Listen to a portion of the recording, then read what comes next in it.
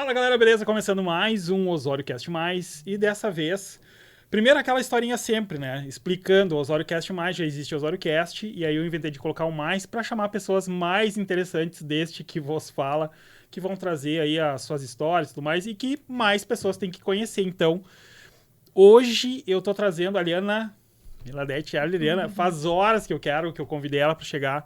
Chegou aqui, então assim. Cara, fica ligado, com certeza vai ser um papo muito legal. E, de novo, se você ainda não é inscrito no canal, por favor, inscreva. Se você curtir esse vídeo, já vai deixando o like. Se não curtir, não precisa mais voltar aqui, né? Porque aqui a gente é assim, radical.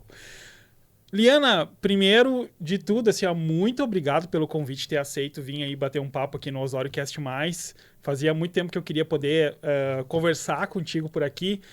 E assim, como eu faço com todos os convidados que estão recheando esta temporada, que está muito legal, e fazer aquelas perguntinhas ali, que eu sempre repito a mesma coisa, perguntinha lá, Marília Gabriela, coisa e tal, do tipo assim, ó, quem é Liana por Liana? Mas assim, começando lá, quem é a Lianinha, hein? Muito obrigado por ter vindo aí e seja muito bem-vindo. Osório, primeiro, né, quero te agradecer imensamente, na verdade é uma honra, sabe que eu sou admiradora do teu trabalho, me sinto lisonjeada de ter a oportunidade de estar trocando essa ideia, de poder acompanhar mais um projeto teu, porque como fã, literalmente, né, com certeza é mais um projeto de sucesso. E acho que falar sobre a Liana por Liana, né, essa trajetória é uma das coisas mais complexas para mim, para falar bem a verdade. Que eu acho que a Liana sempre foi, acho que uma cuidadora, assim, sabe? Sempre me vi dessa forma. E até acho que tu é a segunda pessoa que, em curto espaço de tempo, me faz uma pergunta similar. E eu penso, poxa, eu não sei responder essa pergunta. O primeiro foi um médico que falou assim, como que tu tá? E eu comecei a falar, o meu marido isso, meu filho aquilo, meu trabalho aquilo. Ele, não perguntei nenhuma dessas coisas. Eu perguntei, né, sobre a tua pessoa, sobre você. Então, acho que é tão complexo, né? Mas a Liana é... hoje, né, 40 anos, então acho que é um momento de transformação, então acho que atualmente eu me definiria dessa forma, enquanto transformação, e olhando lá para trás, essa Lianinha aí, filha de militar, né, que trouxe aí toda uma carga de disciplina, de todo esse processo, né, minha mãe me teve aos 16 anos, né? Então, logo lá no Rio de Janeiro, apesar desse sotaque aqui, leite quente, né? Eu sou carioca da gema, muito embora não pareça. E na época, né? Mãe com 16 anos, o pai com 21. Então, foi todo um processo de poder de provar para eles e para o restante da família, para os amigos, para os conhecidos, de que eles eram capazes de criar uma criança, né? Saudável, enfim. Então, ali a minha jornada infantil foi de curtos espaços de tempo em locais diferentes e muito com esse olhar, assim, deles, né, de cuidado, de superação. Então, acho que são coisas que eu carrego muito, assim, e que acho que me formaram enquanto ser humano, enquanto indivíduo, né. Então, a gente passou ali por algumas pequenas cidades, outras um pouco maiores, por alguns obstáculos também, né? Então, foi ali o início nesse processo inicial no Rio de Janeiro, depois Santiago, aqui no Rio Grande do Sul. A maior parte da minha vida foi em Livramento, né? Fronteira com Rivera ali, onde morava minha avó. E também passamos ali pelo Pará, Marabá, né? Então foram experiências aí que eu acho que o fato de ser filha de militar acabou me proporcionando, né? Conhecer outras culturas e lidar com a distância, né? Então acho que esse seria um resuminho aí dessa Liana do passado. Que legal. Não, eu não imaginava, assim. Eu, claro, já tinha percebido que teu pai é militar, em alguma outra situação, daí tu ter falado e tal. Mas eu não tinha pensado nessa construção de. A Liana é carioca, cara, olha só. Carioca, apesar, né, como eu falei, desse Eu sotaque vou aqui que colocar mais esconde. pertinho aí de ti o microfone. Eu falei pra Liana quando ela chegou aqui, a Liana, não te assusta que a equipe de edição aqui é gigante, né? Então, deixa eu só fazer um ajuste aqui na câmera. Vamos ver aqui. Não, esse aqui. Fechou. Aí. Liana, essa construção, assim, de ter passado por vários lugares e tal, até que idade tu faz esse caminho, assim? Até quando que tu fica indo de um lugar para outro, assim, em função da tua família? Na parte mais infantil, assim, não era algo que se sentia. Era tudo muito legal, tudo muito diferente, tudo muito bacana. Mas a parte mais complexa, que foi onde encerrou, assim, a jornada, foi no período do ensino médio, né? Então, já tinha projetado, eu quero vir para Santa Maria, era um desejo. Apesar de não ser santamariense, eu acho que eu defini muito cedo que queria morar aqui, queria estudar aqui, vislumbrava ali o UFSM como um local de estudo. Nesse momento, nesse período de tempo, foi o mais complexo justamente porque quando eu estava ali migrando para o segundo ano, para o segundo, terceiro ano, meu pai é transferido justamente para o Pará. E daí é aquela fase, né, da gente em que, Que fase boa depois. tipo, tá me distanciando dos meus amigos, né? Daí tinha aquelas paixonites, né, da adolescência que, nossa, eu vou ficar longe do amor da minha vida, esse tipo de coisa. Então, o pai pede essa transferência e ele coloca, né? Olha, as opções são as seguintes. Nós vamos ir para lá, faz parte desse processo. A gente vai ficar 2 anos. E eu tenho uma irmã mais nova, né? Então, eu vou... Logo na sequência, eu tenho 5 opções de local para retornar. E esses locais que eu vou definir serão todos que tenham aí uma universidade federal, porque era ali o propósito, né? Enquanto família, vocês estudarem ali numa instituição pública, gratuita, de qualidade, enfim. Então, ele coloca o que vocês podem ter de certeza que vocês vão morar. Ou Rio Grande, Pelotas, né, Santa Maria, Porto Alegre. Mas é isso, só que os 2 anos a gente vai ter que passar juntos, né? E eu fazendo ali PEIs na época, então isso realmente já comprova a minha idade hoje. Pensava, não, poxa, mas eu quero muito fazer comunicação, mas na época era uma média de 25, 30 por vaga. E eu pensei, não, eu vou fazer uma outra coisa para eu poder ficar, não quero sair do Rio Grande do Sul, porque se eu já for aprovada de pronto, ele não vai poder me levar, né? Aí pensei, não, eu vou pegar a economia. Tipo, a última coisa que poderia corresponder ao meu perfil seria economia, né? Mas aí pontuei para economia, mas acho que numa consciência, assim, partiu, não é o teu perfil, e fomos, então, para Marabá, no Pará. Ao chegar lá, no primeiro dia, assim, já arrumando a mudança, aquele tipo de situação comum ali naquela rotina, já enxergo uma iguana no pátio, na Vila Militar, um macaquinho transitando. De fato, barulho, assim, de animais mais ferozes, assim, ali perto da própria residência. E aquele choro, né, angustiado, não quero ficar aqui, não quero ficar aqui. Aí fiquei um tempo, comecei o cursinho pré-vestibular lá. Era totalmente diferente o conteúdo programático, esse tipo de coisa. Na época eram cartas, né? Eu aguardava as cartas das minhas amigas que encaminhavam o manual do candidato da UFSM para que eu pudesse ter uma diretriz do que estudar. E eu acabei optando por estudar de acordo com o conteúdo que era cobrado aqui. Então, eu me comunicava, aguardava, literalmente esperava o carteiro na janela para poder acompanhar, né? Então, foi uma fase muito diferente, mas eu acho que cheguei lá chorando e saí de lá chorando também, porque fiz amizades, conheci coisas novas, assim, então acabou que a comunicação surgiu depois, não consegui ser aprovada na primeira oportunidade, e fui aprovada lá, mas acabava sendo mais interessante no retorno, né, do meu pai fazer novamente. E Santa Maria, que seria a opção mais complexa na época, porque era muito disputada, que ele já tinha me alertado, não vai ser lá, não crie expectativas. Então, os anjinhos, né, contribuíram e foi Santa Maria. Então, acabou que cheguei aqui, fiz cursinho, enfim, toda aquela questão. E não saí mais da Santa Maria, acabei insistindo em Santa Maria, né, do ponto de vista emocional, construir família e também acho que esse lado empreendedor também, né, que a gente acredita em Santa Maria e acaba tentando criar, né, espaços de fala, de realizações, enfim, teve muito disso também.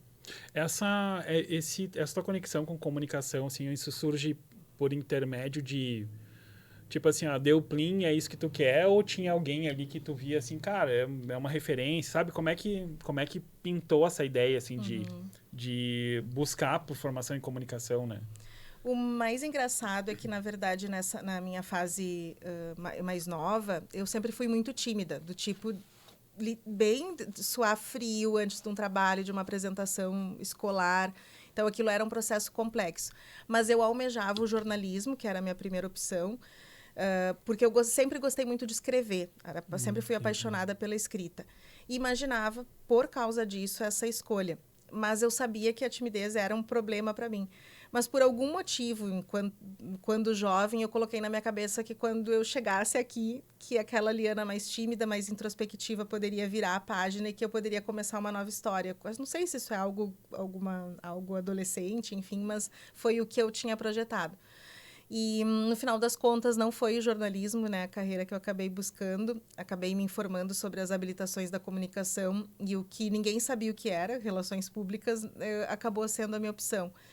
E entrei com aquela sensação, não, vou ficar com as duas habilitações, eu vou fazer jornalismo e também relações públicas, mas hoje eu sou completamente apaixonada por RP, mesmo que abrace uma série de universos, né? Então, acabou que a comunicação organizacional, né? Esse lado dos bastidores, esse lado mais corporativo, estratégico, acabou se tornando... Acho que é um vocacionamento, assim, onde eu vejo que é o meu lugar e que acabou sendo uma filosofia, uma paixão também. Legal. Quando eu te conheci, foi bem um projeto de vocês ali com a 2. Como é que... E a gente pode, óbvio que a gente vai falar um pouquinho da 2 também. Como é que vai da Liana estudante para a Liana empresária ali com a 2? Assim, como é que você deu isso aí? Sabe, o que vocês estavam tentando nesse período, assim? Esse é um ponto, né, Osório, que até no início, quando eu falo sobre a admiração que tem o teu trabalho, enfim, agora chegando aqui, né, nos bastidores, conhecendo a estrutura, acompanhando isso, vendo todo esse processo até como espectadora, também tem muito do nascedouro, né, da gente ter se conhecido num momento em que acho que as duas empresas estavam ali tendo o seu start, ou a sua busca por consolidação. Mas, num primeiro momento lá, enquanto estudante, eu era o tipo de pessoa que fazia 1 milhão de estágios e nunca tinha me visto no cenário acadêmico, né? Então, eu sempre pensei, eu sou mercadológica, quando tiver a oportunidade de fazer uma formação complementar, vai ser o MBA, vai ser totalmente focado no mercado. E naquele momento ali, fazendo uma infinidade de experiências do tipo que tentava, até matava a aula para estar presente em estágios ou oportunidades profissionais para viver a experiência prática, né, de fato. Num primeiro momento, eu acabo por o meu primeiro estágio mais focado, assim, realmente em relações públicas foi na Emater Ascar, que é uma organização público-privada, que trabalha com extensão rural. Então, a primeira experiência, assim, como relações públicas foi dentro do agronegócio. Ainda não conhecia o meu marido, que hoje é meu sócio. Então, naquele momento, eu comecei a trabalhar a parte de pesquisa do meu próprio trabalho de conclusão de curso dentro do estágio. Então, eu acabo por desenvolver um diagnóstico da região, da micro-região de Santa Maria, e faço uma proposta de planejamento estratégico, que acaba lançando mão ali de uma série de ações. E no dia da minha defesa do trabalho de conclusão, eu acabei por ter a notícia de que eu viria a ser contratada. E fiquei um tempo lá. E assim que eu saí como era cargo de confiança, ele tinha ali um tempo, né, uma duração para aquela oportunidade profissional. Enquanto eu estava já esperando aquele período findar, eu já estava mirando ali em outras possibilidades. Eu pensava, não, eu quero viver, enquanto RP, a experiência de estar conectada a uma agência, né, no processo de atendimento, esse processo de alinhamento dos projetos, era algo que chamava a minha atenção e que sabia que eu queria viver aquela experiência. Aí eu fui para uma agência que até não está mais aqui em Santa Maria, e fiquei por um tempo atuando na coordenação de projetos. Foi uma experiência bem rica, porque a gente acabava tendo ali, né, um cotidiano com clientes de áreas distintas, enfim. E foi quando acendeu aquela luzinha assim, para o empreendedorismo. Na oportunidade, eu já estava namorando com o Andreves, que é o meu marido, meu sócio, meu parceiro, né? A gente faz tudo juntos, 24 horas juntos, assim. E nós dois trabalhando em locais distintos, né? Na época ele trabalhava na UFN, né? Na parte de tecnologia, e a gente foi vendo que que a área de relações públicas tinha uma convergência com a tecnologia, que hoje é muito natural a gente perceber essa convergência, né? Mas naquela oportunidade... Não era, né?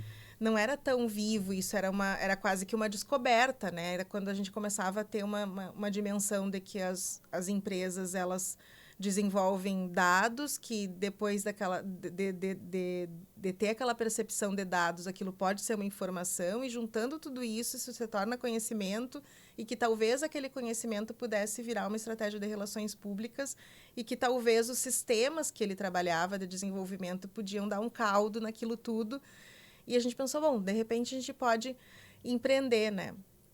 E aí foram noites, madrugadas, aí a gente tomando essa decisão, até que tomamos. Eu lembro que esses dias ainda estava lembrando que a gente, namorados, ainda sem um relacionamento, nada formal ainda, não éramos noivos nem nada assim, a gente acabou se tornando sócio antes de formalizar o nosso relacionamento, digamos assim, né? E eu lembro que a gente fez um empréstimo no Banco do Brasil. E era uma quantia, assim, que hoje talvez, né, que para nós era uma coisa, assim, absurda, assim, um valor, assim, que era para a gente comprar computador, era só isso, assim, não era nada demais. E aquilo foi tão significativo, assim, com sair do banco, ter a certeza que a gente está fazendo algo que é para a gente.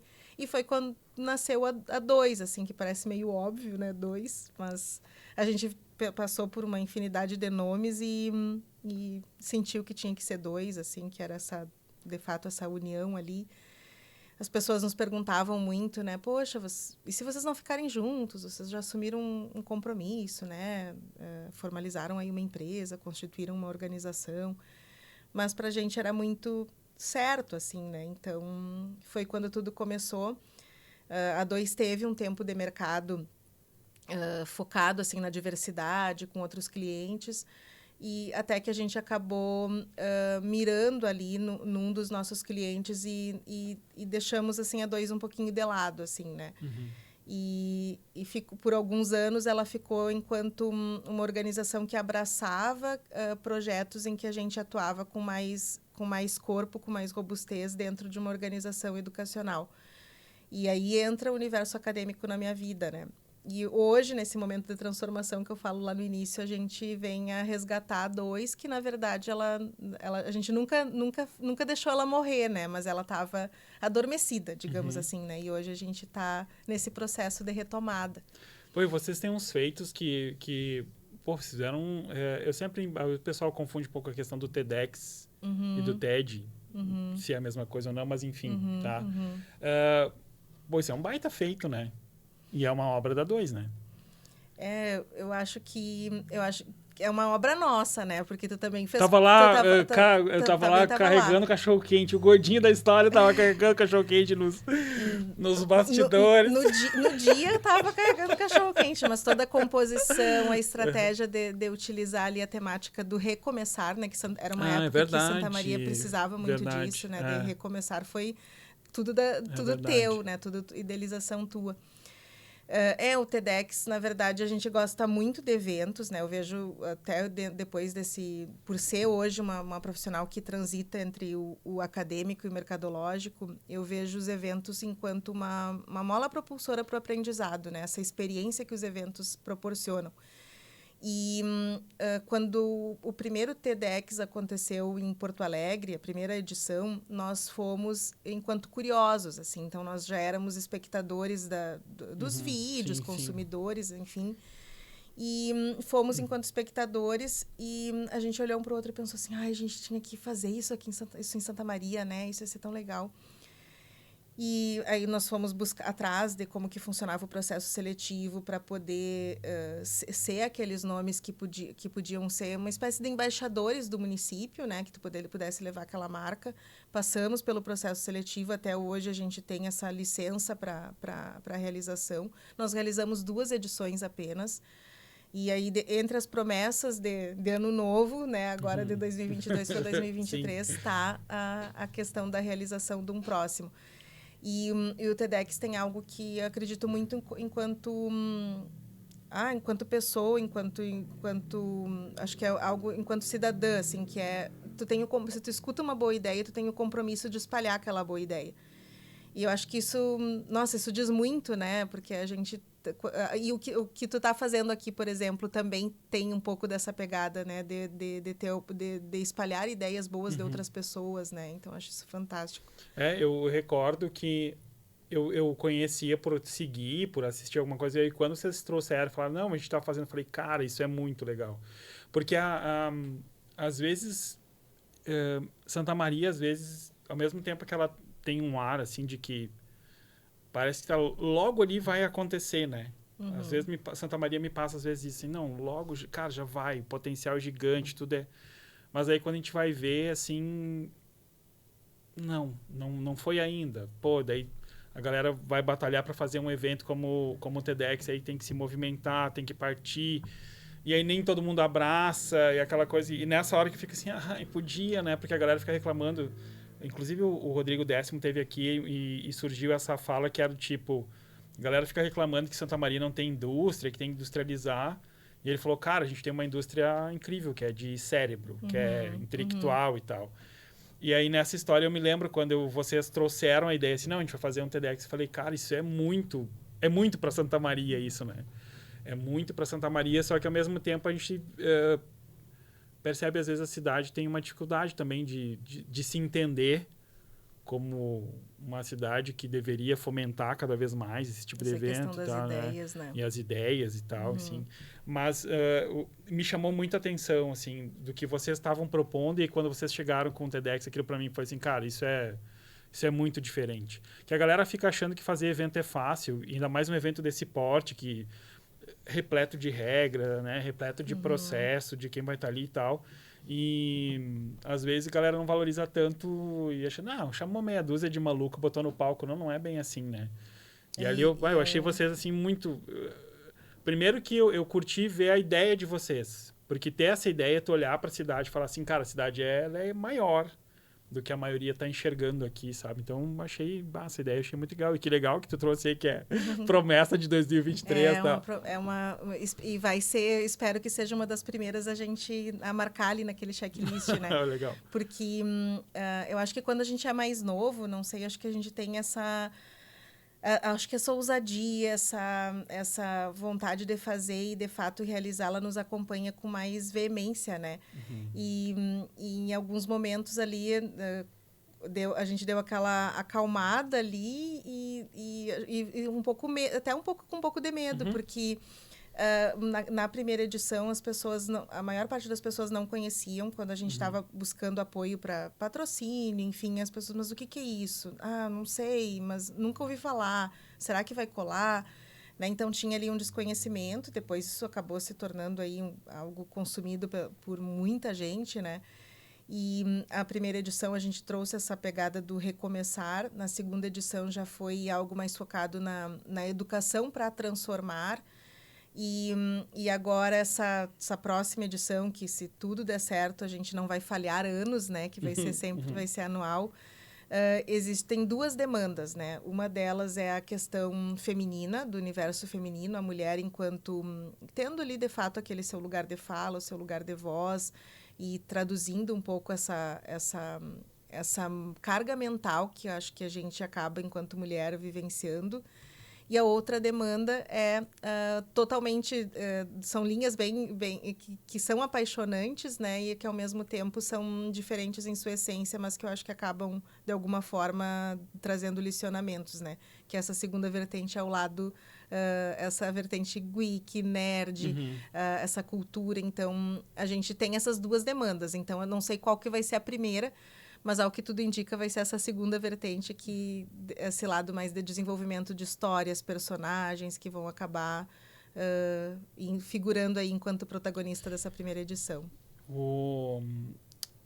Tu falou nisso agora, é óbvio que a gente vai falar do Dare, né? Óbvio.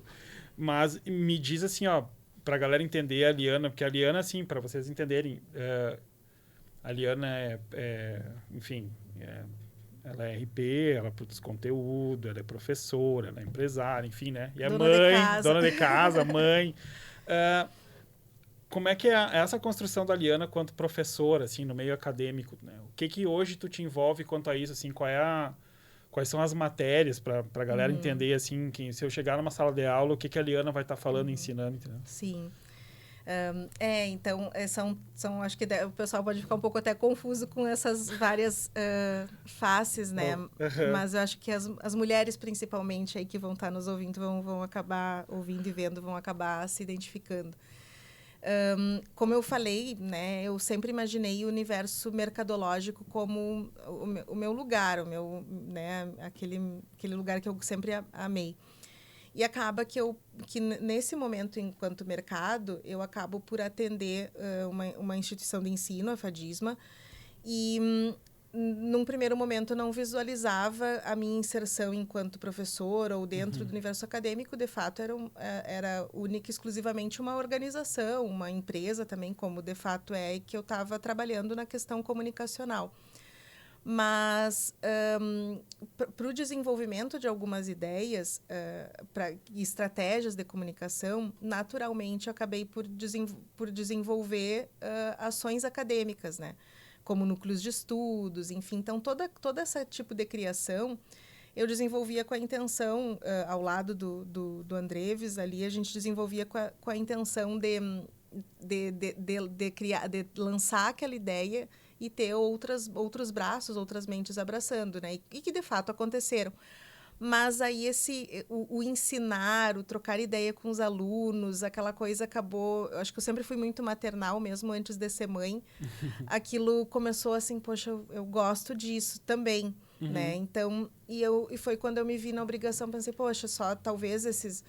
MBA, especialização que eu já tinha, não estavam me preparando ou não me credenciavam para aquela situação. Então, foi quando eu fui buscar, né, o mestrado. Hoje eu sou estudante também, porque eu estou fazendo doutorado. E na instituição eu trabalhei com as temáticas de web cidadania, com essa ideia de que a internet pode, sim, ser um ambiente saudável e que pode te levar aí a trabalhar com a colaboração, com a conexão, com ser parte da solução e não só do problema, né? Aquela ideia de que quando surge esse conceito de web cidadania, tinha muito essa percepção do xinga muito no Twitter, né? Era aquilo que se falava anteriormente. Então, aquele aluno sai da condição do ativista de sofá e ele passa a ser um agente da mudança, da transformação, abraçar uma causa, abraçar uma bandeira e utilizar a internet para contribuir com o desenvolvimento, né, do local onde ele vive, né? Então, ele tem uma percepção global, mas ele age localmente para promover aquele desenvolvimento. Então, eu trabalhava muito nisso, nessa parte mais de extensão, né? Não aquela sala de aula, né? Essa experienciação. Hoje, eu estou dentro da sala de aula com uma temática de aprendizagem e desenvolvimento, que é aí a herança mais do mestrado, que foi na área da educação, trabalhando um pouquinho da comunicação pessoal com os alunos, né? A comunicação de vocacionamento, a performance, os hábitos de estudo, a gestão de tempo, né? Então, é mais ou menos nessa linha aí que hoje eu acabo por abraçar. Tu falou ali da questão de web cidadania, tem a ver com o NIL, é isso? Isso, tá. Isso. Para a gente posicionar assim, o NIL é um núcleo, é isso? Isso, um núcleo de estudos, né?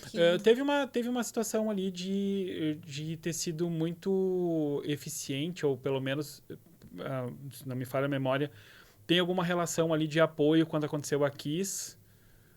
Teve alguma coisa ali, né, dos estudantes que estavam no NIL, de se movimentar? Não teve alguma coisa assim, que o pessoal estava preparado para lidar ali com as redes, alguma coisa? Eu não sei porque eu tenho essa lembrança, não sei se realmente teve alguma relação, mas eu tenho essa impressão, assim, que eu me lembro quando vocês apresentaram a ideia do NIL, e aí eu pude ver isso, assim, eu falei, cara, que legal, porque tá trazendo uma estrutura para se falar de internet e tal, dessa colaboração que tu mesmo apontou agora. Teve alguma coisa assim? Eu tô embolando um pouco o caminho. Acho que foi mais esse período, essa inspiração, um pouco desse universo mais de inspiração, porque numa forma, até tem uma obra que fala que o Economics, o nome da obra, que ela até é da área da economia, mas ela fala muito sobre isso de desafiar a sabedoria convencional, do ordenamento no caos e dessa colaboração, né, através da internet. E nasce numa determinada, um pouco depois dessa tragédia, a intenção de ter uma plataforma que pudesse colaborar com situações críticas e com desafios. Então, a gente faz uma leitura de que a internet favoreceu muito aquele momento em que era necessário ali, desde da pequena ajuda, né, que era a água para quem estava ali o dia inteiro, que era ali a refeição para quem estava o dia inteiro. E esse movimento aconteceu muito na época pelo Facebook, né? E então acabou essa leitura que se fez ali da colaboração ordenada, né, a partir de uma ferramenta veio assim mais dessa leitura mais conceitual. Teve envolvimento de alunos ali enquanto colaboradores, mas não ainda dentro do grupo em si. Mas depois desse acontecimento, aquele grupo acho que acaba ficando mais unido e acaba por olhar para as questões que estavam acontecendo ali, até com essa ideia de contribuir para que Santa Maria pudesse ter um recomeço, né? Em várias áreas aí, né? Na educação, na cidadania, na cultura. E isso é algo que persiste aí no nosso DNA, não só na instituição de ensino, mas hoje nós estamos enquanto partner do Google. E existe aí uma linha que a DOI está abraçando, que é o Seja Incrível na Internet, que é como se fosse um lema ali para esse pessoal mais jovem, enfim. E nessa pegada, o que se quer passar no quesito educação é essa responsabilidade, essa segurança digital, essa postura, o entendimento de que o discurso de ódio não faz bem, o que é certo, o que é errado, né?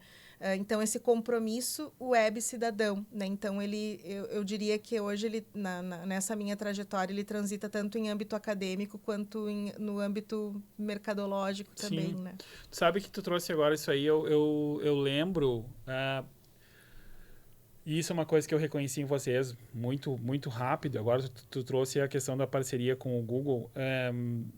Eu recordo que vocês tinham uma plataforma. Eu lembro de estar conversando com o Andreves em razão daquela plataforma que tinha de poder identificar locais da cidade, né, e sinalizar, olha, aqui tem alguma coisa que pode ser melhorada, tal. Eu falei para vocês que a conversa aqui, credo, é outro nível, é outro nível. E eu chamo atenção para isso porque, assim, eu recordo de uma vez, a gente estava numa reunião junto ali, falando, era uma função de comunicação da Fadisma, para entender que na época que a Liana estava lá na Fadisma, ali, em razão desses projetos que ela está colocando, eu tive a oportunidade de atendê-los na comunicação. Então, eu lembro de uma campanha de vestibular que daí o André ergue a mão e fala, pô, a gente tinha que conseguir uma grana para colocar investimento em anúncio no Facebook. Eu nunca esqueci isso. Porque foi a primeira vez que eu vi alguém de fora, sim, sim, né? Daquele meio que a gente vinha assim de trabalhando em comunicação e olhando o que rolava. Alguém de fora chegar e falar, e eu me lembro que ele falou e defendeu até um numerário, não vou citar aqui, mas... E eu falei assim, cara, que troço doido, porque se eu falo desse jeito aqui, eu tomo um tiro, porque na época a gente falava de digital e todo mundo achava que era um absurdo. É que nós somos dinos, assim, né? Aquela coisa... Que eu lembro, porque, na verdade, as primeiras estratégias, eu acho que até, em conjunto a gente chegou a discutir estratégia para Orkut. Então, a gente... Cancela. Essa parte a gente pode cortar. E aí eu lembro, e aí esse ponto, assim, que ser disruptivo também, às vezes a galera acha que é uma coisa, uau, muito, assim, não, são ações pequenas que tu percebe o pensamento, assim, da pessoa. E eu reconheci isso em vocês. Eu achava o lance da plataforma uma ideia fantástica. Até eu me lembro que tinha uma relação com a plataforma que tinha em Porto Alegre, né, para poder apresentar os problemas da cidade e tal. E aí logo na sequência que estava se falando muito daquilo ali, também surgiu isso e ficou muito na minha memória de ver o André chegando e falando, não, a gente tem que conseguir uma verba para botar lá no Facebook e tal. Nem eu defendia com tanta veemência como ele defendeu, porque eu ainda estava querendo entender o que acontecia. Eu falei assim, cara, essa galera enxerga algo diferente realmente, porque era difícil ter isso. Na comunicação, quando a gente ia para o meio, digamos, conversar com a galera, não, tem que botar rádio, TV, jornal. Enfim. E eu lembro muito disso, assim, na conversa, o André trazer. Dentro desse caminho, para mim foi muito natural quando eu vi vocês surgirem ali com a questão educacional a respeito do Google. Como é que é? O que que é isso? Para eu entender assim, né? Porque, vamos lá, galera que está aqui nos assistindo e depois queira conhecer um pouco mais a Liana, entender um pouco mais de processos, da dois e tudo mais, e for lá pro LinkedIn, que é onde eu tenho visto, onde eu te acompanho ali, as coisas que tu publica, aí vai ver lá tu falando sobre o Google. O que que é? Como é que é essa parceria? Como é que vocês construíram isso e como é que é o objetivo, enfim, para eu entender. Sim. O cara do Google, na verdade, nessa parceria aí é o meu sócio, meu marido. E, na verdade, que muito cedo, né? Na verdade, a gente já estava conectado com as ferramentas, já utilizava isso de um ponto de vista mais operacional, né? Nós sempre utilizamos, assim, as ferramentas Google, enfim, para o trabalho. E especialmente essa linha das políticas, da questão do Seja Incrível. Hoje leva esse título, né? Seja Incrível na internet, mas antes já se tinha uma defesa em relação a esse processo. Então, a gente já levava um pouco disso para os nossos clientes, para a instituição de ensino AFADismo, que a gente atua há muitos anos, né? Até nem perdi as contas, né? Mas a gente está enquadrado na AFADismo. Não fala. Mas na 2, assim, o que acontece? Lá em 2017, o Andreves passou por um processo seletivo para Google Innovator, né? Que trabalhava muito essa linha da educação transformadora, né? Desse processo em que tu, utilizando o Google for Education, todo esse pacote Google Workspace em favor da transformação, da aproximação das pessoas, tu tinha essa possibilidade de ser uma espécie de embaixador, de levar aquela cultura ali da colaboração para ambientes que careciam da colaboração.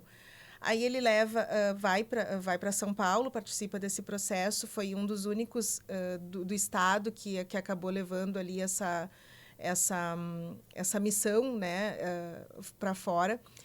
E ele retorna com essa intenção de perpetuar essa ideia, né?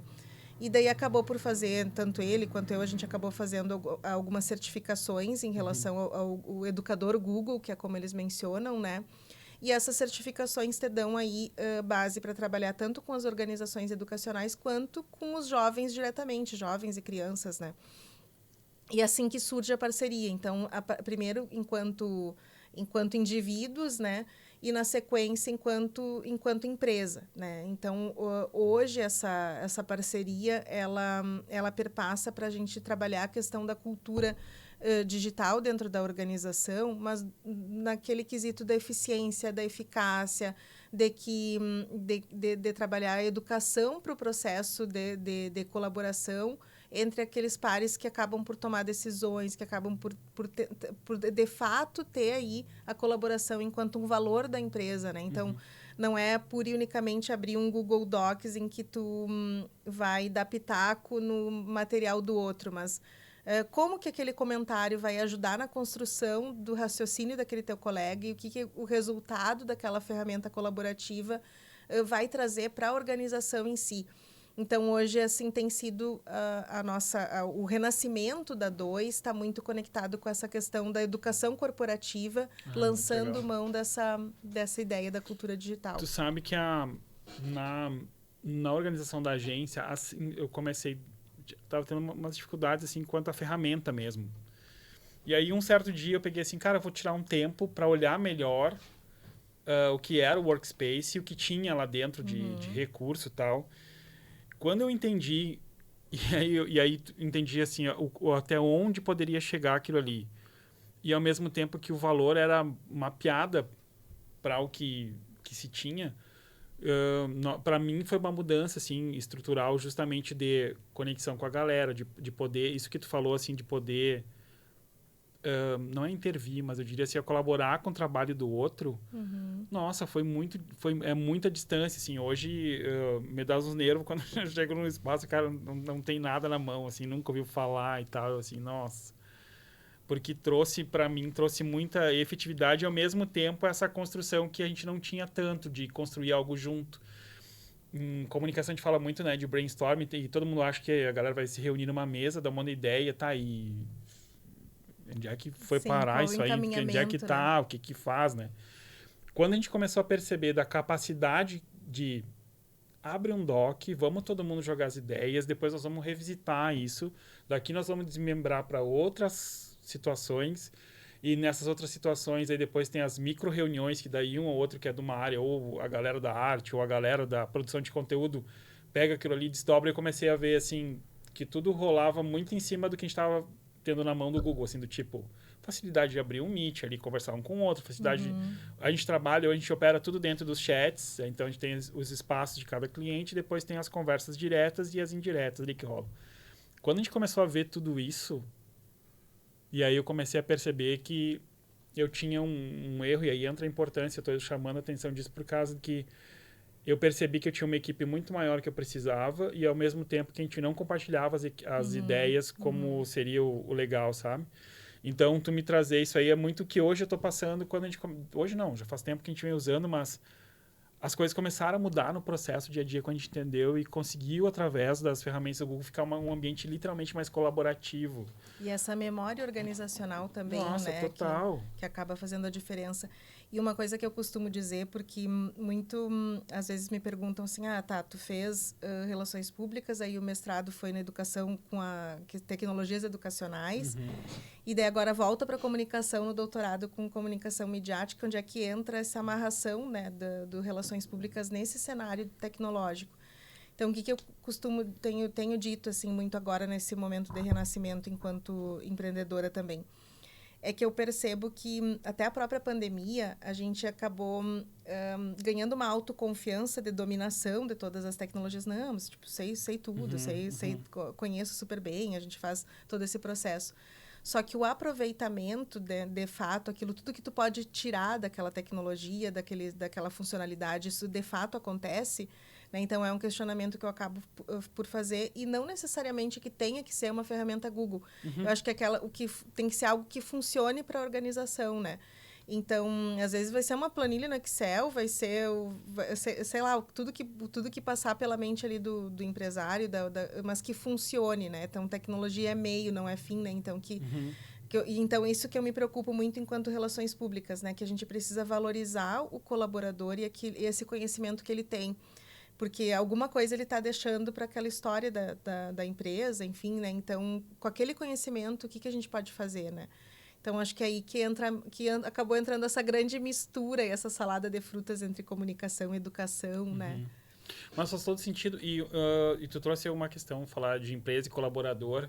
O quanto tu vê ainda distante o nosso, né? Tipo, o mercado, e aí o mercado quanto a... Me referindo ao empresário, assim, o quanto ele está distante ainda de ter acesso a isso tudo, sabe? Ou tu acha que não, que a gente está indo. A gente entende, lógico, que chegou uma pandemia que deu uma cutucada e fez a galera tentar se movimentar um pouco mais. Mas tu vê isso assim, tu olha e fala assim, nossa, mas tá muito distante ainda. Ou tu olha e fala assim, não, tá super, super de boa. Eu acho assim que tudo, até por ser uma defensora da questão da educação, acho que tudo começa ali por esse processo eu acho que está distante, né, no empresariado, ainda acho que precisa muito, e que tudo começa nessa válvula da educação.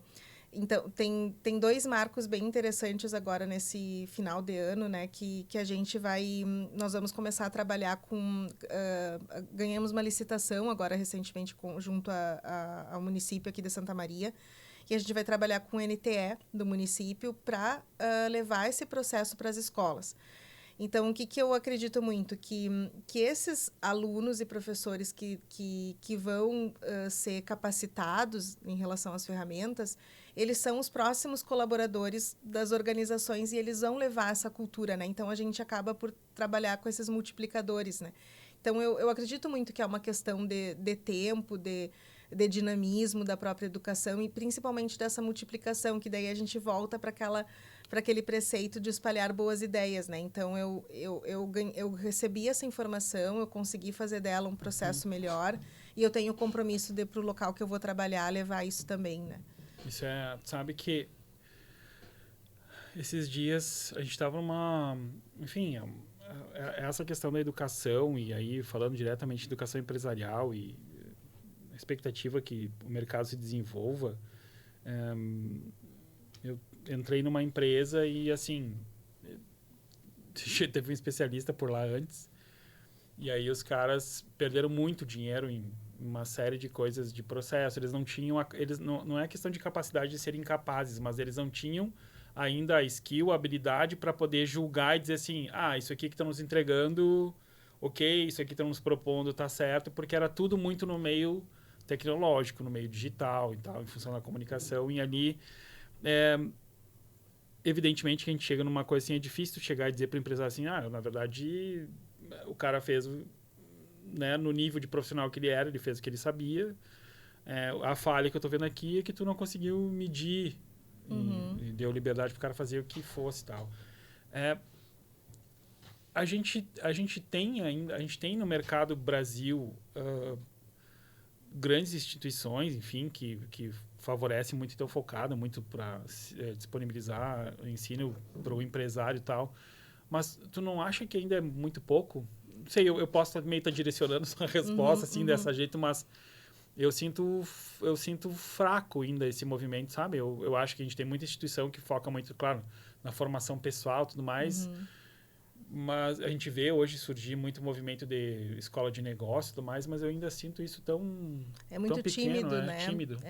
Não, eu concordo plenamente contigo e acho que acaba que isso a gente ainda traz essa cultura do empresário e não do empreendedor, né? Porque eu acho que o empreendedor ele tem essa mente aberta para a transformação, para o conhecimento sempre sendo ampliado, mas aquela mente mais fechada ainda de que o tempo em que ele está investindo no colaborador para uma atualização, para uma qualificação, para um curso, enfim, ele está perdendo, né, de estar apresentando resultados que ele não está trabalhando. Né? Então, ainda existem organizações que têm esse pensamento, né? Então, que ele já tem que chegar com aquela qualificação. Quando, na verdade, muitas vezes, se tu investe o tempo, eu acho que aí entra muito a questão de relações públicas a partir dessa motivação organizacional, do comprometimento, tu tem aí uma tendência até do colaborador não te deixar, né? Ele não buscar um outro local para atuar, porque ele vai estar vendo que tu está acreditando nele, né? Que tu está ali contribuindo com o desenvolvimento dele. E esse medo também é tão estranho, porque muitas vezes o próprio empresário ele tem medo de que eu não vou qualificar o fulano porque eu vou investir nele e ele vai ir trabalhar em outro lugar.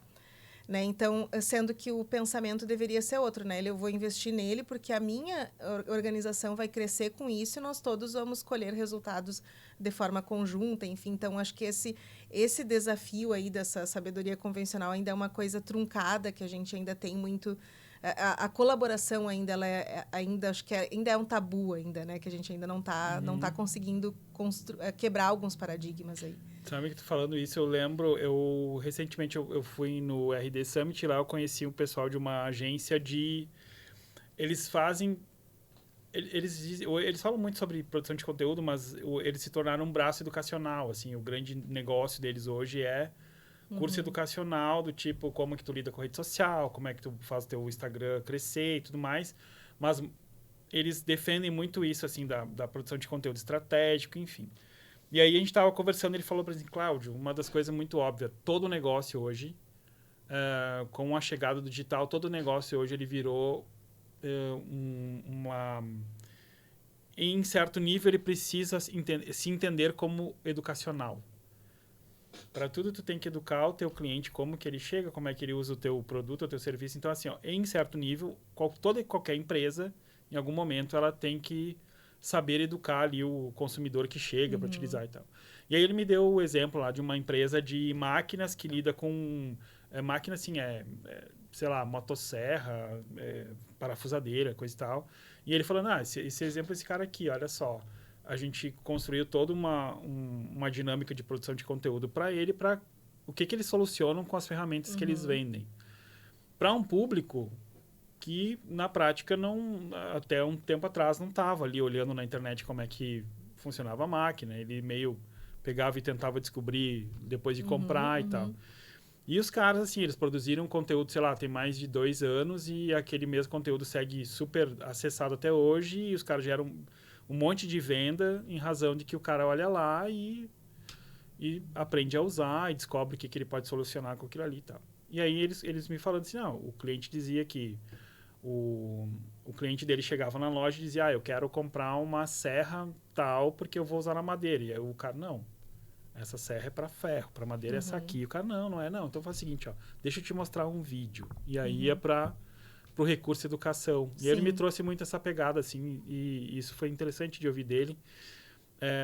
Cara, os negócios hoje que estão crescendo, mas eles entenderam que não é ficar fazendo panfletagem, oferta e tudo mais, e é trabalhar a educação.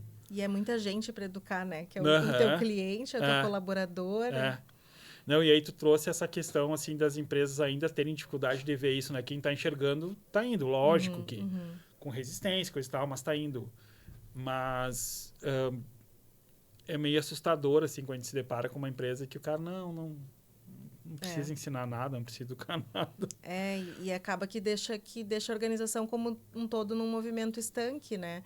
E também a organização se entender que enquanto, além, né, do seu objetivo fim, né? Se ela trabalha com, sei lá, com carro, não sei, não importa o ramo que ela vai atuar, mas que ela seja ambientalmente correta, socialmente responsável, engajada. E para ela ser engajada naquela sociedade, ela vai precisar, né, perpassar pela educação e pela colaboração para que isso realmente possa fazer a diferença, né? E acho que isso também diz muito sobre a imagem, né, da empresa, né? Que a partir do momento em que ela se compromete com outras causas que não só aquela sua finalidade, ela passa a contribuir para aquele local onde ela é inserida e o movimento acaba acontecendo como um todo, né, de desenvolvimento, né? Claro que muitas vezes, quando eu trago essa visão, algumas pessoas me falam, Eliana, será que não é muito romântica, né? Tu não é muito sonhadora, uma visão utópica? E, às vezes, quando bate aquela depressão, assim, tipo, né, vou largar tudo e vou viver da minha arte na praia. Não, pior é que eu nem tenho, né, dotes artesanais. Não dá para fazer essa. Não consigo. Mas quando bate aquela certa depressão, assim, a gente quer desistir, mas eu acho que é justamente a paixão pela educação que faz com que a gente não desista e daí encontra pessoas, né, que têm essa mesma crença, né, e daí acho que te devolve aquele movimento daí que é para fazer um evento, que é para poder, né, tocar outras pessoas, né. Quando tu fala assim de fazer um evento, tocar outras pessoas, coisa e tal, a gente vai pensar também em outros projetos. Me fala um pouquinho como é que esse projeto do Dé. O Dé, cara, para quem não sabe, o Dé é o filho da Liana e do Andreves, e eles estiveram aqui agora há pouco. E é uma figuraça, por fazia muito tempo que eu não via ele e tal. Eu achei o máximo a pegada. Me conta um pouquinho disso, hein? Agora tu foi falar sobre ele e eu fiquei lembrando, na verdade, o quanto é marcante, né? Porque os nossos filhos, eles nasceram mais ou menos no mesmo período, tem pouca diferença de idade. E num aninho do Dé, tu fez o vídeo num aninho ali, né? Aí fez todo e acho que já estava escrito nas estrelas, porque que ele ia gostar desse tipo de coisa, porque tu fez toda aquela introdução como sendo um filme, né? Então eu lembro disso muito. A gente olha, às vezes, esse vídeo para chorar um pouco, assim. Mas eu tenho um filho de 11 anos, né? E ele sempre, eu acho que ele veio muito eu acredito muito nisso, né? Nessa questão espiritual, enfim, também, que é a minha crença.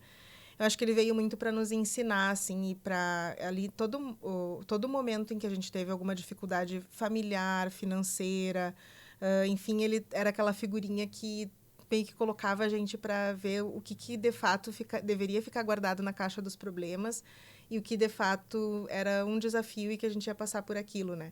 Ai, agora já me emocionei aqui. Tranquilo.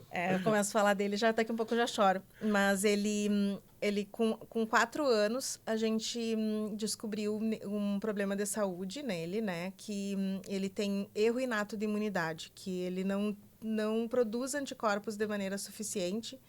E, associado a isso, ele tem um segundo problema, que é um tipo de arritmia, TAP. Ele tem um problema elétrico ali pertinho do coração, que acontecem ali crises de arritmia de forma aleatória.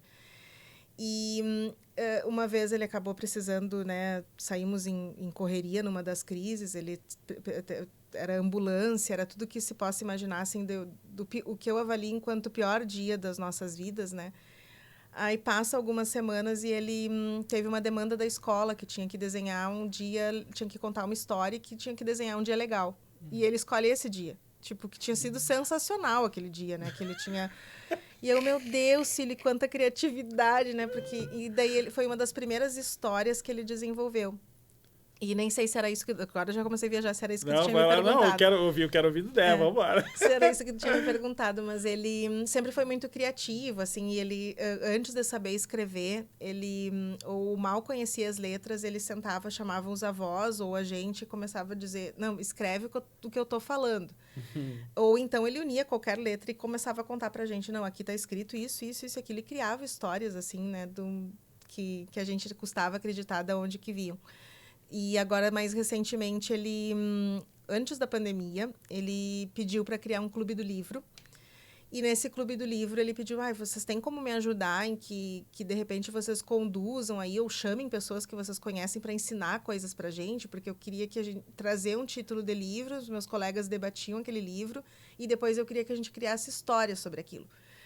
Aí a gente vamos abraçada e começamos a fazer um sábado por mês, né? Começava a fazer esses encontros. Aí um grupo ficou super engajado, outro grupo já fez uma dissidência e veio a pandemia. E ele acabou migrando com aqueles que eram mais interessados e que tinham a mesma vibe que ele para o Discord. E a gente não estava acompanhando com tanta assim, atenção ali, aquele movimento, né? Aí ele falou, mãe, eu tô com 49 histórias escritas. Algo assim, era um número meio assim. Eu, que legal, filho. Só que eu juro, assim, que eu imaginei que eram histórias... acho que eu menosprezei ali qual era a grandeza daquelas histórias. Aí um dia a gente falou, filho, conta pra gente aí um pouquinho do enredo e tal. Ele começou a contar coisas e pano de fundo histórico e tinha o personagem, o Diterandi, que ele era um guia espiritual e que ele vivia na Indonésia. Massa. E ele, mãe, porque tu sabe, né, que a Indonésia é tal coisa. Eu não sei. E daí eu comecei a me ver naquela situação de que para atender a dúvida dele a gente tinha que estudar e buscar ali o que ele estava querendo dizer. E é uma coisa assim que ele acaba muito... daí volta para a gente essa filosofia do que a gente tenta passar nas empresas, né? De que o melhor conhecimento é aquele essa ideia do sinestésico, né? Que é aquela aprendizagem que tu precisa botar a mão na massa, né? Então ele vai, busca, pesquisa, e então ele veio com uma ideia, né? De que ele queria que essas histórias dele fossem publicizadas para que outras pessoas colaborassem com o destino daquelas histórias e que as pessoas pudessem dar ideias de heróis, né? Que não fossem os mesmos heróis que a gente é habituado que somos habituados e que a gente é fã, enfim, mas que surgissem outros novos heróis e que fossem heróis do dia a dia, que o poder fosse talvez...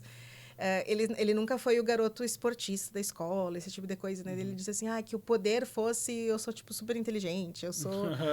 né? Tinha outras características ali, né? E aí ele, num primeiro momento, ele se juntou com um amigo e daí criaram eles dois ali, The Comics. Aí ele foi dizendo, mãe, eu acho que eu não quero ficar junto, eu quero profissionalizar.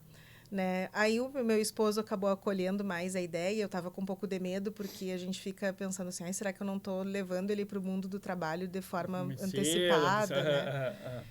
E, enfim, daí com conversa vai, conversa vem, a gente acabamos que ganhou um novo nome, que é a Zória. E a gente lançou bem a pouquinho, muito estimulados por ti, porque a gente estava guardadinho na gaveta. Assim, hoje a gente lançou um vídeo até no YouTube morrendo de vergonha, porque com uma família youtuber, assim, para explicar um pouquinho o que é.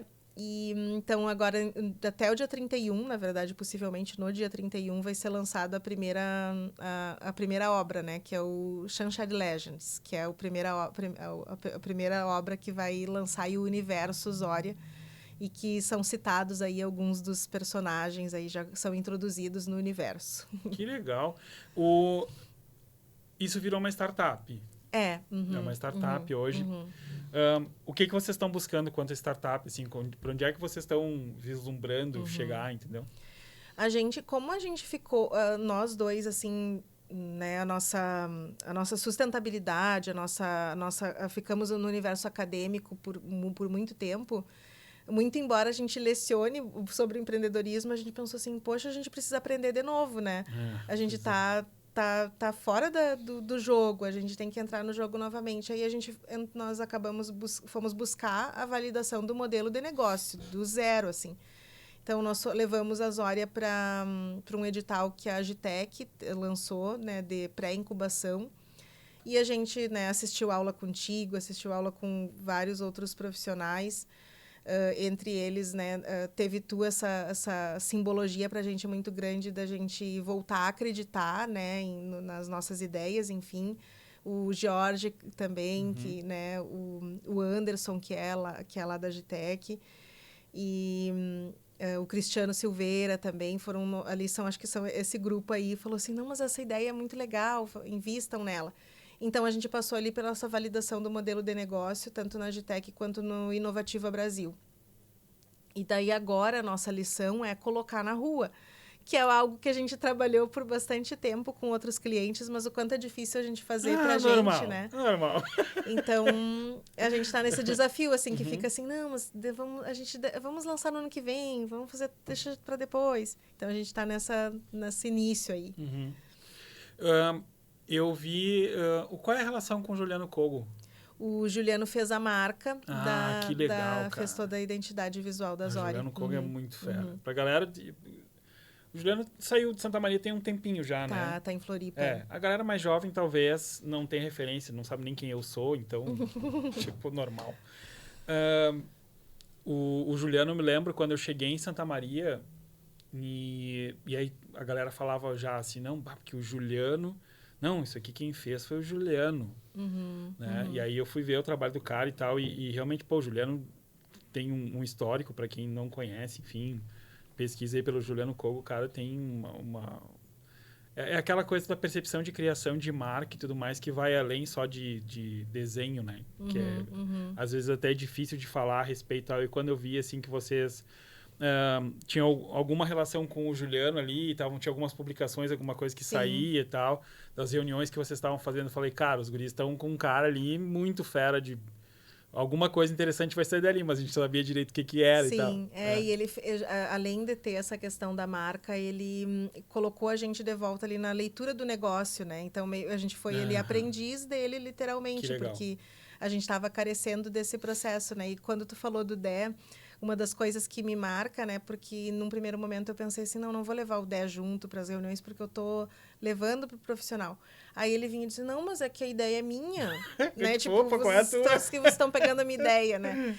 E teve um dia que ele participou de uma reunião e ele falou, mãe, eu quero sempre participar porque eu gosto muito mais, eu prefiro muito mais participar de uma reunião do que para aula. Ai, meu Deus. Mas era muito isso da empolgação. O primeiro dia que ele foi a primeira vez que ele foi na Agitec, o pessoal todo lá que estava com a ideia de pré-incubação, o pessoal falou assim, nós temos alguns casais aqui enquanto empresas, mas a gente também tem uma família, né? E daí colocaram ali a questão do Dé. Aí ele já fez uma publicação, eu fui para a Agitec, foi muito legal. E ele está muito empolgado com isso, né? Com o aprendizado que essas experiências trazem, né? Que legal. Essa tentativa, como é que é essa tentativa na Agitec, assim, para a galera entender? Vocês tentaram ser incubados? Como é que tá isso? Sabe? Mais para quem não... Quem está também, assim como nós, e como nós descobrindo o que é uma startup, eu me coloco junto nessa. Na verdade, eles têm dois editais diferentes, né? Eles têm um edital de pré-incubação, que tu passa por um programa de formação, que é, de fato, ali, entender o negócio, como vender o negócio, né? Todas as etapas, desde o modelo até a própria questão do marketing, enfim. E eles têm um outro edital de incubação, né? O edital de incubação é aquele que vai viabilizar ali o ingresso físico ali na Agitec, que agora é Pulsar, na verdade é a Pulsar, né? Isso. E a gente participou do processo de pré-incubação porque a gente estava atrás justamente desse reconectar com quem estava entrando no mercado e quais eram as dores de quem estava entrando no mercado, né? E até porque eu sempre trabalhei com comunicação, com educação e com tecnologia. Aí, de repente, muito embora essa ideia do DET passe por esses caminhos, ele chega para a gente com o mercado de entretenimento que eu sou uma consumidora de nem tanto tempo assim, né? Então, ele chega com algo que a gente desconhece, né? Então, a gente pensou, não, a gente precisa ir atrás de conhecimento mesmo. E agora a maior dificuldade, na verdade, ela é a gestão de tempo, porque hoje eu tô, enquanto profissional, eu tô conectada, é a Liana que a gente tinha falado ali, a dona de casa, a mãe, e não tem, acho que, trabalho mais complexo do que o de dona de casa, né? Eu particularmente não tenho uma ajuda, né? Fora do meu marido e do filho, mas eu não tenho uma ajuda profissional, assim, né? Então, eu cuido da casa como um todo, e isso é bem custoso, né? De tempo, enfim. E então eu estou conectada com, né, eu sou hoje professora e eu tenho atribuições administrativas na Fadisma. Tem a Zória, tem a 2, tem um outro projeto com algumas amigas que a gente tem também, que é a Tessera, que é um consultório acadêmico profissional. Então, o equacionar tudo isso que está sendo o mais difícil, assim, né? O que é a Tessera? Me fala. A Tessera, ela entra muito com essa questão do universo feminino também. Então, é uma parceria que eu tenho com 3 amigas, que é a Nathalie, a Flávia e a Candice. São 3 mulheres aí acadêmicas também. E a gente desenvolveu a Tessera, que, curiosamente, a marca, e no caso, foi feita pelo Dé. A primeira versão, né? Depois ela acabou sendo profissionalizada, mas a ideia ali surgiu dele. Vocês veem que eu estou abusando do menino. O famoso trabalho infantil. Está presente na presente conversa. Aí. E a Tessera, enquanto professoras, a gente foi notando muito que os alunos chegavam... Que a maior problemática dos alunos não residia necessariamente ali na questão do conteúdo em si, né? Daquela abordagem mais técnica, mas que eles chegavam ali com a grande dificuldade das habilidades e competências ali, no sentido de como que eu vou dar conta disso, de como que eu vou me organizar para aquilo. E a gente pensou, a gente precisa trabalhar um pouquinho disso, né? Ser um braço de apoio. Então, a gente acabou por desenvolver esse consultório acadêmico profissional que tenta lidar com as dores dos alunos. Que legal. Então, a gente está oferecendo ali um aconselhamento, né? Que passa ali desde a questão do TCC, que é um drama ali para a maior parte, né? Até a questão do ingresso no mestrado, a seleção do mestrado. O profissional também, que dentro dessa questão de... e agora eu tenho meu currículo para fazer, eu tenho uma entrevista para angariar. E a gente desenvolveu alguns cursos, né? E pílulas, assim, que a gente está trabalhando, né? O Superando a Página em Branco, que é essa... que ele precisa escrever, ele precisa produzir academicamente, mas como que ele desenvolve isso. A questão de roteirizar o próprio currículo, né? Que muito embora a internet ali nos traga uma infinidade de recursos aí, de templates, enfim, muitas vezes a gente percebia que eles não estavam conseguindo o que eu faço agora que eu tenho esse documento em mãos, né? Ou como que eu faço esse documento de uma forma estratégica, né? Então, são alguns dos exemplos que a gente está tentando trabalhar. E acaba que, mais uma vez, é mais uma questão que passa pelo educacional também na minha vida. Muito legal isso. É lógico, isso que eu vou falar é um ponto muito pequeno dentro de tudo isso que tu falou. A gente passou há pouco tempo por uma seleção a gente estava buscando profissionais. Ai, quão é triste o que chega de e-mail, assim, que tu vê. Aí tu vai até buscar um portfólio, vai buscar a referência da pessoa. São diferenciados, mas nada da diferenciação veio na forma como ele comunicou. Né? E aí tu fica assim, putz, o cara tem uma chance de falar, às vezes, com quem está fazendo a seleção e... Essa comunicação pessoal, né? De como que ele vai traduzir, né? Já faz errado e ele já perde uma oportunidade, assim, tal. Claro, eu sei que isso é muito menor dentro de tudo isso que tu falou, mas na hora que tu estava falando, na hora já me veio essa questão, porque a gente conversou muito. A gente que eu falo, não só dentro da agência, mas também dentro da outra empresa que eu trabalho. E a galera falou, cara, que difícil tá de achar alguns profissionais. E não é dizer que o cara não tem habilidades, ou não tem um currículo legal, não tem conhecimento e tal. Mas da forma como o pessoal chega e se apresenta, ele já inviabiliza de estar ali participando, e às vezes o cara não sabia, simplesmente não teve alguém ali para orientá-lo, até como se portar nessa passagem, né, de estudante para profissional, enfim. E muitas vezes, né, o que acontece, né, quando tu tá em busca de uma oportunidade, tu faz aquele teu currículo, aquele teu portfólio, e tu encaminha aquele mesmo material para todo mundo, porque tu tem aquela questão, alguém vai precisar me ouvir, né, eu tenho que ter esse espaço.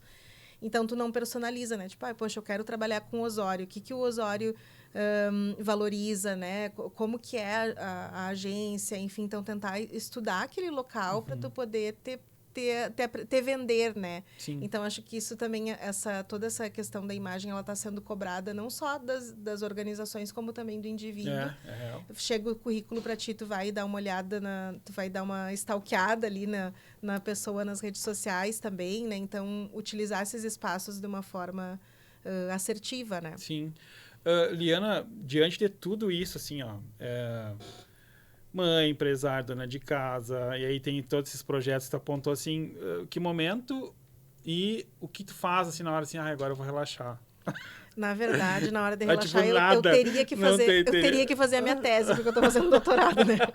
Eu terminei as disciplinas com a graça assim, alguma coisa muito divina me ajudou que eu conseguisse chegar no término das disciplinas, e agora eu qualifiquei o projeto do doutorado, e agora eu tenho que fazer a tese tenho até março de 2024, mas a meta é terminar em 2023.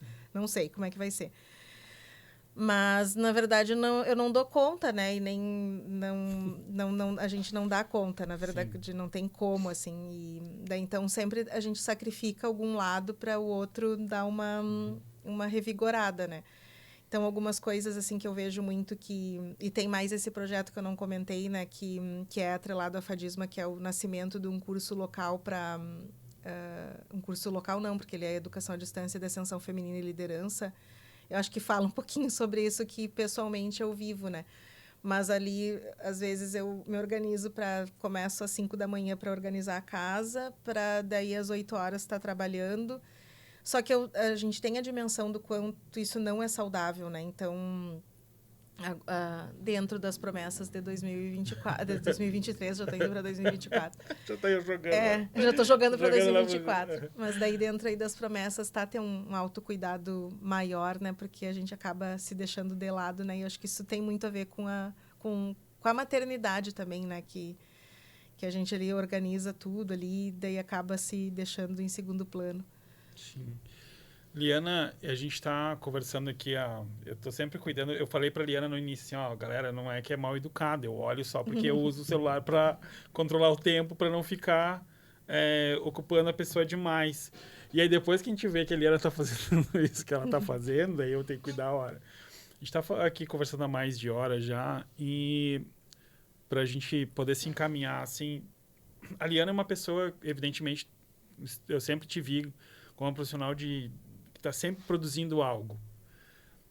Mas além de produzir algo, assim, quando tu olha para a vida como um todo e para o dia a dia e tal, agora a gente está numa mudança de ano, tem uma série, uns quantos cenários já mudando, enfim. Tu é aquela pessoa que tu olha muito pro agora e tipo assim, não, eu tô focando aqui no que eu tô executando no dia a dia, ou tu é aquela pessoa que tem sim a prática de olhar para frente e quando faz isso, tu tem aquele olhar mais positivo, ou tu é uma pessoa assim que é mais na real, assim, não, os dados me provam que a coisa não vai por tal caminho, entendeu? Osório, tu tá igual o meu médico, tá com perguntas muito difíceis. Muito difícil. Eu acho que talvez eu não seja exemplo, porque eu não tenho olhar nem positivo e nem, assim, sustentado nos dados. Eu sou o olhar desesperado, assim. Sou muito ansiosa, assim. Então, eu acho que foi muito marcante para mim o fazer 40 anos. Porque eu sempre vivi preocupada, né? Sempre preocupada e mirando assim, meu Deus, se isso não der certo, daí vai acontecer tal coisa. E era aquele tipo de coisa assim, Liana, sabe o avião tal? Daí eu já ia perguntar, caiu? Sabe, meu pai diz isso, que eu sou muito assim, ele usa essa brincadeira para me definir. Então, eu agora, com os 40 anos, eu vi assim, poxa, eu sinto uma necessidade de me reinventar e passei ali por uma super queda, assim, tipo, colapsei, assim, literalmente, e daí precisei buscar ajuda, enfim. E hoje eu vejo, assim, que eu quero viver mais o agora, né? Quero me dedicar mais para essas coisas que estão aparecendo, entender o que elas vão me trazer. E quando eu falo dos planos ali, no sentido para o próximo ano, acho que pela primeira vez mais a curto prazo, porque eu sempre estive muito preocupada ao longo prazo. E agora, assim, acho que talvez seja uma renovação aí, uma tentativa de me preocupar menos. Entendi. Não sei se eu vou conseguir, mas... Não, vai sim, tu é fera. Liana, primeiro assim, ó, reforço aqui minha admiração à tua pessoa, ao Andreves, ao Dé. Adorei. Eu já conheci o Dé, assim, de tipo, oi, né? Uma figuraça que muito... uma presença de espírito fantástica, que largou uma mundial. Que eu convidei ele já, eu falei, ó, vou registrar aqui, inclusive, eu falei, ó, passa a incomodar agora os teus pais para ver um horário que eu quero vir que tu venha aqui conversar. Ele, não, pode deixar. Ele vai já quer, ele já gostaria vamos de se marcar fosse o quanto hoje, antes.